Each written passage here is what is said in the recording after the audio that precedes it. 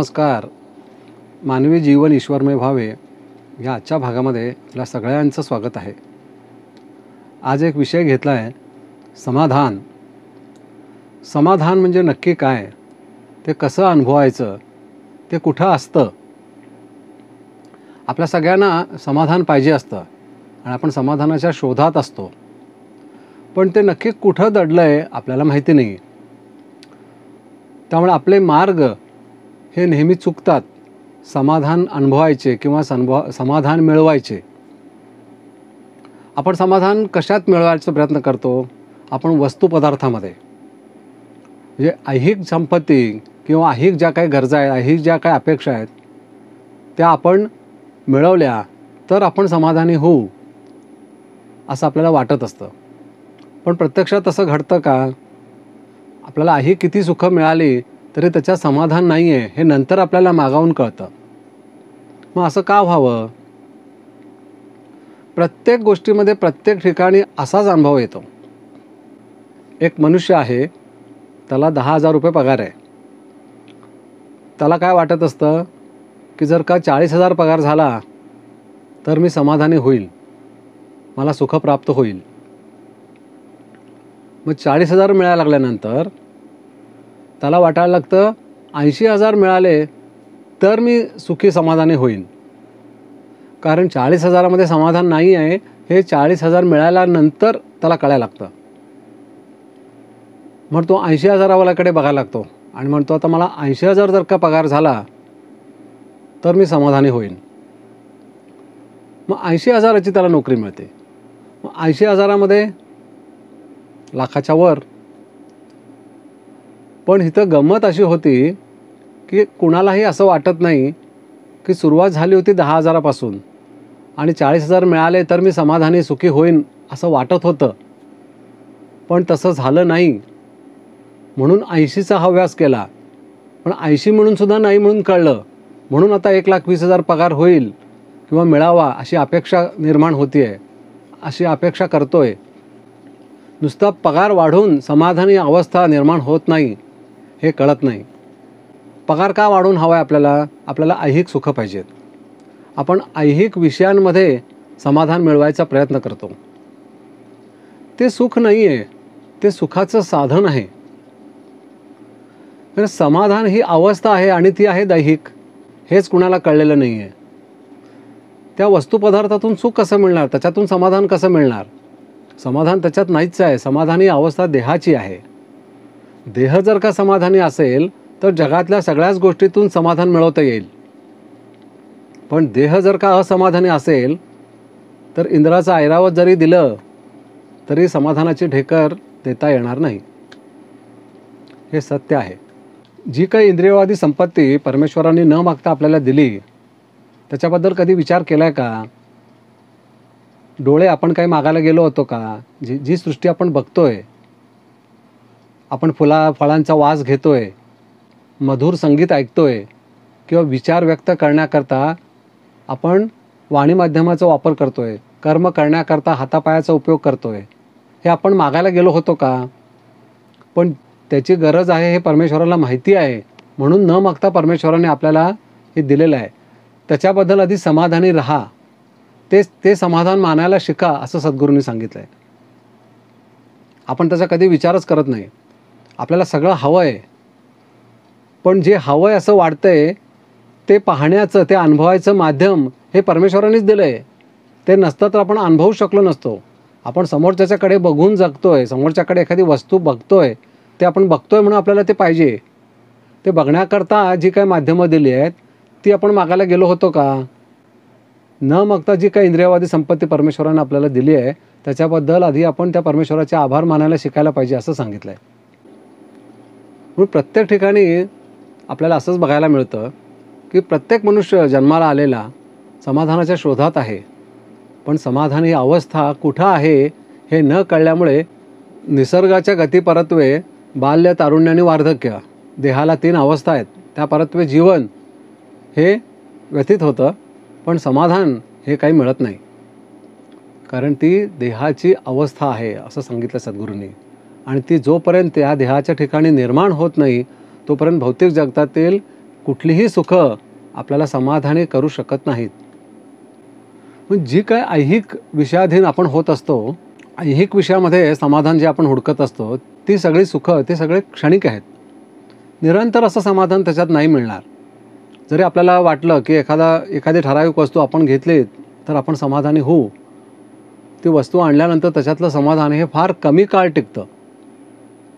ह्याचं एकमेव कारण ते त्याच्यात नाहीच आहे. देहाच्या ठिकाणी इच्छा वासना असतात. त्या मागील अनेक जन्म परत आपल्याबरोबर आलेले असतात.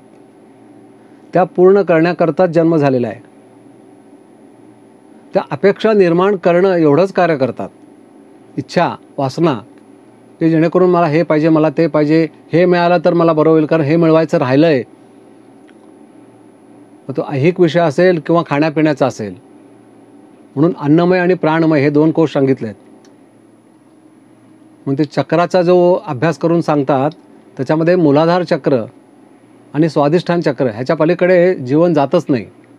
त्यालाच भवसागर म्हटलं आहे की तो ऐहिक खाण्यापिण्याच्या इच्छा वासना आणि ऐहिक सुख ह्याच्या पलीकडे जीवन जातच नाही. आणि तो त्याच्यात समाधान हुडकत असतो. ते त्याच्यात मिळणारच नाही, कारण समाधान ही अवस्थाच मुळी आत्मिक आहे. म्हणून सद्गुरू नेमकं तेच सांगतात. जोपर्यंत तुमचा आतला प्रवास चालू होणार नाही, विकसित अवस्था प्राप्त होणार नाही, तोपर्यंत समाधान हे फक्त विचारातच राहील.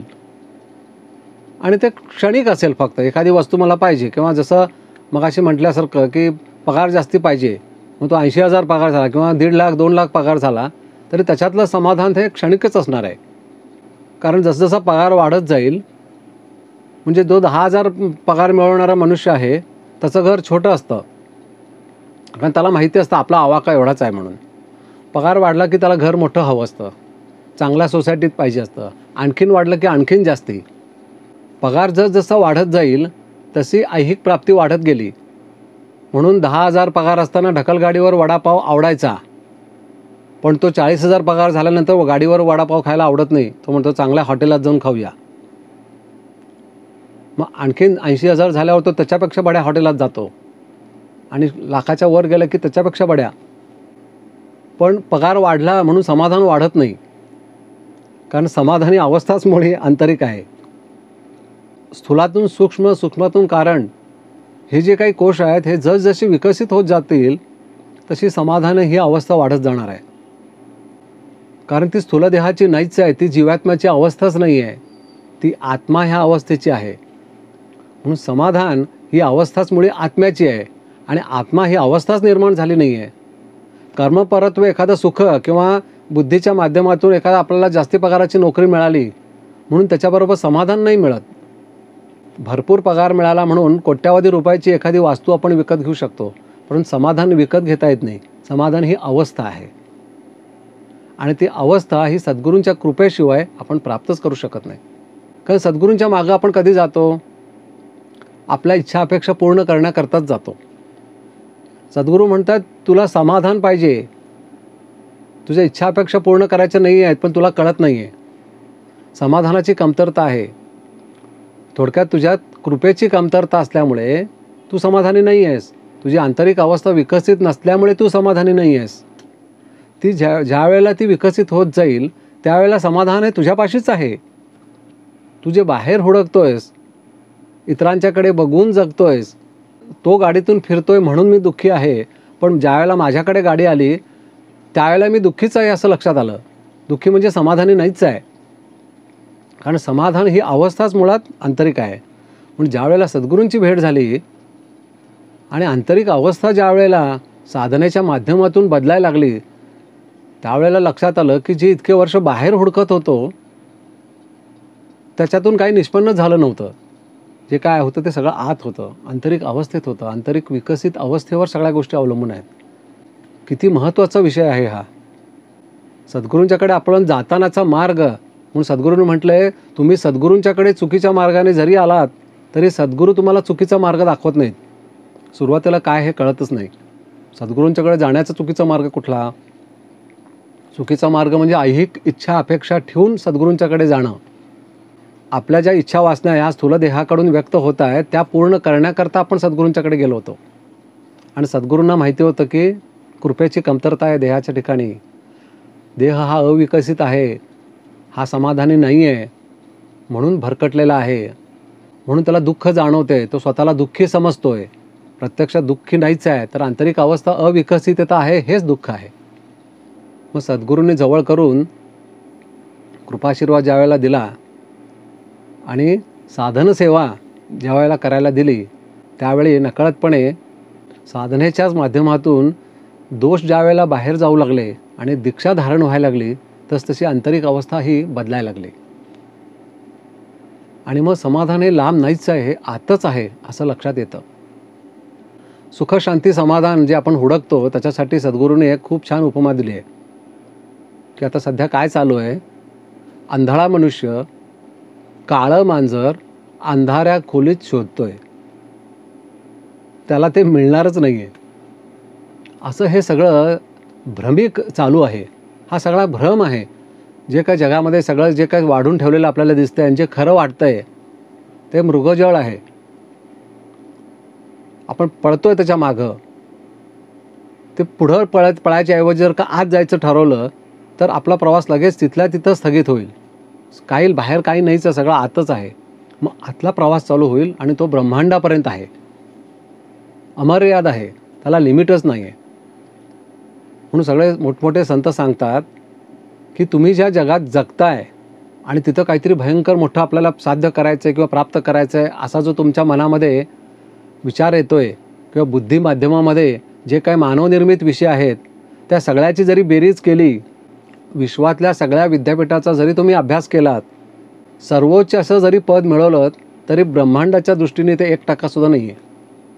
एवढं ब्रह्मांडामध्ये विषय आहेत. म्हणून आपला जो प्रवास जो आतला आहे तो जोपर्यंत सुरू होत नाही तोपर्यंत आपण इथं वरवरच्या प्रवासामध्येच अडकत राहतो आणि तेच खरं मानतो आणि तेच विषय घेऊन पुन्हा जन्माला येतो. आपण ह्याच्या अगोदरच्या एपिसोडमध्ये समजून घेतलं आहे की जन्माचे प्रकार कर्म, कार्य आणि कारण. तर कर्मपरत्वेमध्ये सुद्धा इच्छा आणि वासना हे 2 प्रकार आहेत. त्याच्यामध्ये वासना परत्वे जन्म हा सर्वाधिक आहे. म्हणजे अन्नमय कोश आणि प्राणमय कोश ह्याच्या पलीकडे जीवन जातच नाही आहे आणि तो मनुष्य समाधान हुडकतोय. खूप समजून घेण्यासारख्या गोष्टी आहेत.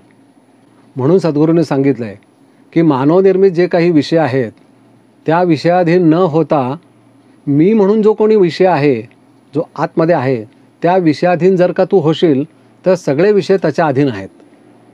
समजायला जरा अवघड वाटतं, पण जगातले जे काही विषय आहेत ते कुणापासून आले, ते मानवापासून आले. मग मानव म्हणून जो कोणी विषय आहे त्या विषयाधीन जर का मी झालो तर ते जगातले सगळे विषय त्याच्या अधीनच नाहीत का? पण आपण त्या विषयाधीन होत नाही. पण त्याच्याकरता सद्गुरूंना शरण जावं लागतं. मग आपण सद्गुरूंना शरण गेलो की सद्गुरू कृपावंत होऊन आपल्याला जी काही साधना सेवा, जी काही साधना देतात त्याच्या माध्यमातून आपण विकसित अवस्था प्राप्त करून घेऊ लागतो. आणि एकदा का विकसित अवस्था प्राप्त करते झालो आपण की स्थूलातून सूक्ष्मात, सूक्ष्मातून कारण देहाकडे प्रवास हा सुरू होतो. आणि जो जीवात्मा म्हणून धारण झाला आहे त्या जीवात्म्याचा आत्मा होतो आणि आत्मा ही अवस्थाच समाधानाची आहे. मग आत्मा ही अवस्था प्राप्त झाली की परमात्मा अवस्थेचं कार्य ह्या देह माध्यमातून करता येतं. त्याच्याकरता ती जी काही कृपा आहे ती इतरांच्याकडे प्रवाहित करण्याकरताच कारण दीक्षा दिली आहे. ॲक्टोप्लाझम ह्या स्वरूपामध्ये ती स्त्रवली पाहिजे की जेणेकरून त्याचा लाभ जगतातील सगळ्यांना व्हावा, अशी ह्या कार्याची योजना आहे. म्हणजे कुठपर्यंत प्रवास आहे हे आपल्याला आता लक्षात आलं. सांगायचा उद्देश की समाधान हे जे काही आहे हे बाहेर नसून ते आंतरिक अवस्थेत आहे, आपल्या देहाच्या ठिकाणीच आहे. देह विकसित झाल्यानंतर समाधान ही अवस्था आपल्याला निश्चित प्राप्त होणार आहे, निश्चित प्राप्त होईल. नमस्कार.